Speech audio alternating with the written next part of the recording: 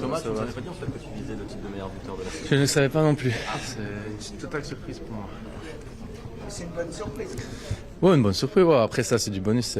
C'est pour le plaisir personnel, je veux dire. Puis on joue dans une équipe assez offensive avec des flancs super offensifs. Je veux dire, ça peut être Bernat, ça peut être Stanley, ça peut être Colin, ça peut être moi, Daniel, enfin Dani. On joue tellement haut par moment que tout le monde pourrait marquer un but. Et voilà, c'est l'avantage de jouer dans une équipe comme le PSG. Est-ce que Thomas, il y a une sur peut-être le match le plus abouti de la saison dans les autres en termes de régularité de la première avec la fin? Ouais, après les 2 minutes avec le but de Reims, c'était quand même. Voilà. Parce que ça, en termes des matchs, on avait vu aussi à 2-3 reprises, même contre Rennes, est difficile, Liverpool pareil. Il faut qu'on parvienne à mettre la pression dès le début de la rencontre. Maintenant, on a été très professionnel et très appliqué parce qu'on a tout de suite réagi. Je crois qu'on finit en première période avec 75% de possession, quelques occasions, et en deuxième période, voilà, ils n'ont pas eu droit au chapitre. Voilà, c'est comme ça qu'on doit être intransigeant, jouer avec un bloc haut, un pressing immédiat en perte de balle, et puis se créer des occasions comme on l'a fait aujourd'hui avec un nez un peu plus recentré qui fait du bien et voilà, enfin, Draxler qui voit le jeu super bien, Eddy en grande forme, dans son premier but juste sensationnel. Je veux dire, quand ça tourne comme ça, on est difficilement arrêtable. Est-ce que la Ligue 1 est trop facile pour le Paris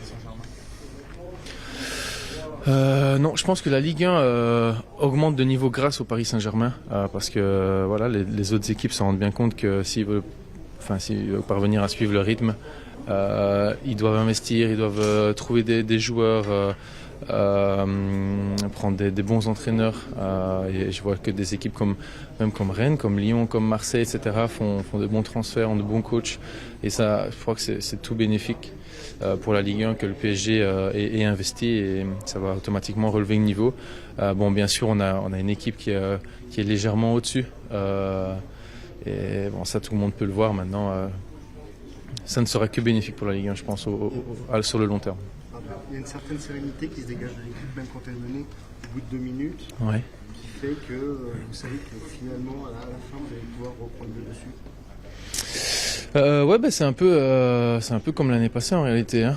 Même dans les moments difficiles, on a les individualités pour faire la différence, mais là, pour l'instant, les différences, on les fait souvent en équipe, via des actions à 3-4 joueurs, plus que par un joueur qui élimine 3 opposants et qui termine l'action.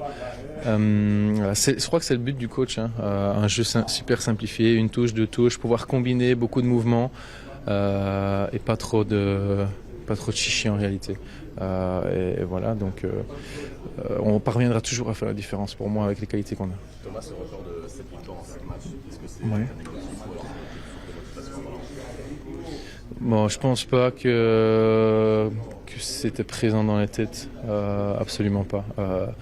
Je dirais dans un club comme le PSG, en plus à domicile contre un promu, si tu gagnes pas, c'est pour se faire taper sur les doigts. Donc l'ambition, c'est de gagner tous les matchs à domicile, à l'extérieur.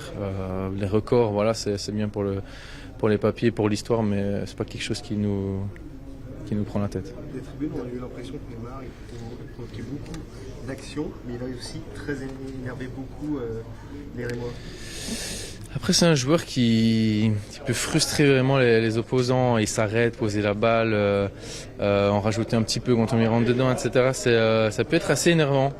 Je le conçois. Et après, c'est tout à notre avantage, puisque je pense qu'il y a 2 ou 3 joueurs qui ont hérité d'une carte jaune grâce à ça. Après, voilà, c'est des gens qui doivent se contrôler un peu plus. Et puis Ney en profite, il connaît un peu les ficelles de cette petite tricherie et pour nous, voilà, c'est bénéfique et il s'est parfaitement utilisé.